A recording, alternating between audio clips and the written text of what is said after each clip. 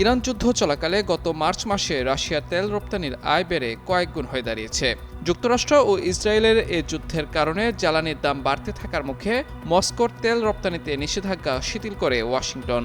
ফেব্রুয়ারিতে যেখানে রাশিয়া দৈনিক মাত্র 3,20,000 ব্যারেল অপরিশোধিত তেল ও তেল পণ্য রপ্তানি করত, সেখানে মার্চে এটি বেড়ে দৈনিক 71 লাখে পৌঁছে যায়।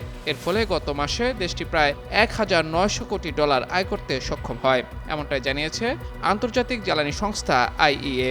এর আগে ইউক্রেন যুদ্ধকে কেন্দ্র করে রাশিয়া তেল রপ্তানির উপর নিষেধাজ্ঞা আরোপ করেছিল ওয়াশিংটন, কিন্তু তাদের শুরু করা ইরান যুদ্ধের কারণে বিশ্বব্যাপী তেলের দাম বাড়তে থাকায় চাপে পড়ে রাশিয়ার তেলের উপর আরোপ করা নিষেধাজ্ঞায় ছাড় দিতে বাধ্য হয় ওয়াশিংটন। লেস অয়েল অ্যাবজর্ব করে আপনার পরিবারকে রাখে হেলদি। ফুড গ্রেড ম্যাটেরিয়ালে তৈরি যমুনা কুকওয়্যার। ইরানে হামলার ফলে হরমুজ প্রণালী দিয়ে জাহাজ চলাচল কার্যত বন্ধ করে দেয় তেহরান। এতে গত 1.5 মাসে বেশ কয়েকবার অপরিশোধিত তেলের ব্যারেল প্রতিমূল্য $100 ছাড়িয়ে যায়। পরিস্থিতি নিয়ন্ত্রণে আনতে বাধ্য হয়ে রাশিয়ার তেলের উপর আরোপিত নিষেধাজ্ঞা শিথিল করার পদক্ষেপ নেয় যুক্তরাষ্ট্র। এদিকে যুক্তরাষ্ট্রের ঘনিষ্ঠ মিত্র ফিলিপিন্স জানিয়েছে তারা রাশিয়ার আরও অপরিশোধিত তেল কিনতে যুক্তরাষ্ট্রের অনুমোদন চেয়েছে, তবে এ বিষয়ে এখন পর্যন্ত কোনো সাড়া দেয়নি ওয়াশিংটন।